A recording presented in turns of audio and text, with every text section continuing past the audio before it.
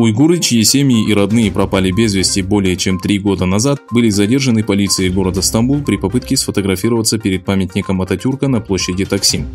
После обыска и установления личности задержанные уйгуры некоторое время находились под надзором полиции.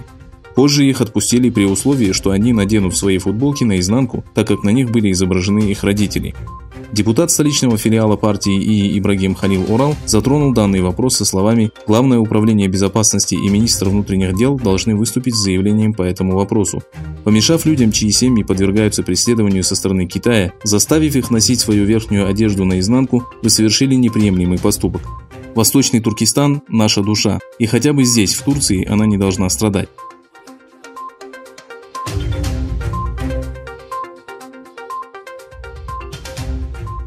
Уйгуры и китайские диссиденты, проживающие в Англии, утверждают, что за ними ведут слежку китайские спецслужбы.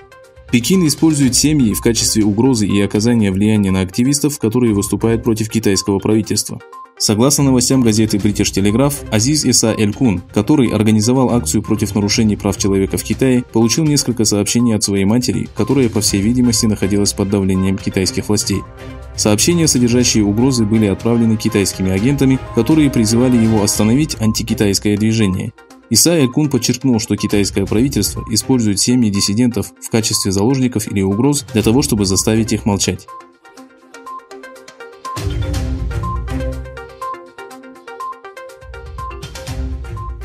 Коммунистическая партия Китая подвергла дисциплинарному наказанию профессора на пенсии, который назвал Си Цзиньпиня главарем мафии и правящую партию политическим зомби. В последнее время Пекин участил наказание ученых, критикующих китайского лидера и его правительство.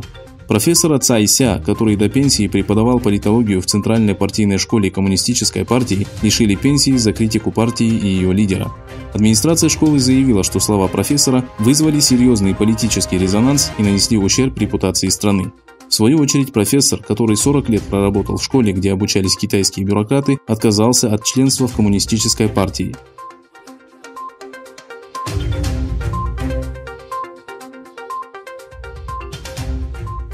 Переговоры официальных представителей США и Китая относительно выполнения условий первой фазы торгового соглашения, которые были запланированы на 15 августа, так и не состоялись. При этом обсуждение данного вопроса отложено на неопределенный срок, сообщает агентство Bloomberg со ссылкой на осведомленные источники. В запланированной видеоконференции должны были принять участие торговый представитель США Роберт Лайтхайзер, министр финансов Стивен Нучин и заместитель премьер-министра Китая Лью Хе. Еще в четверг старший советник Белого дома по экономическим вопросам Ларри Кудлоу утверждал, что подготовка к консультациям идет хорошо. По его словам, стороны намерены провести детальную ревизию сделки.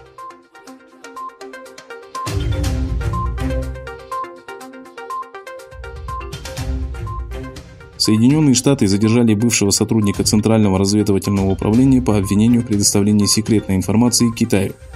В заявлении Министерства юстиции США отмечается, что 67-летний Александр Юк Чинг Ма был задержан 14 августа по обвинению в предоставлении высокопоставленной разведывательной информации китайским официальным лицам. Ма, гражданин США, родившийся в Гонконге, начал работать на ЦРУ в 1982 году. В марте 2001 года бывший агент американской разведки посетил Гонконг на 3 дня, в течение которых передал китайским чиновникам конфиденциальную информацию, включая коммерческие соглашения Соединенных Штатов. Встреча агента и китайских чиновников состоялась в одном из отелей района.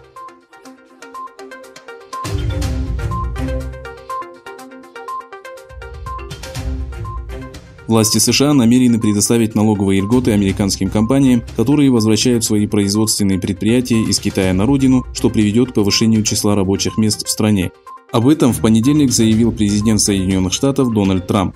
Кроме этого, подчеркнув, что США очень близки к разработке вакцины COVID-19, Трамп сказал, что Америка победит китайский вирус.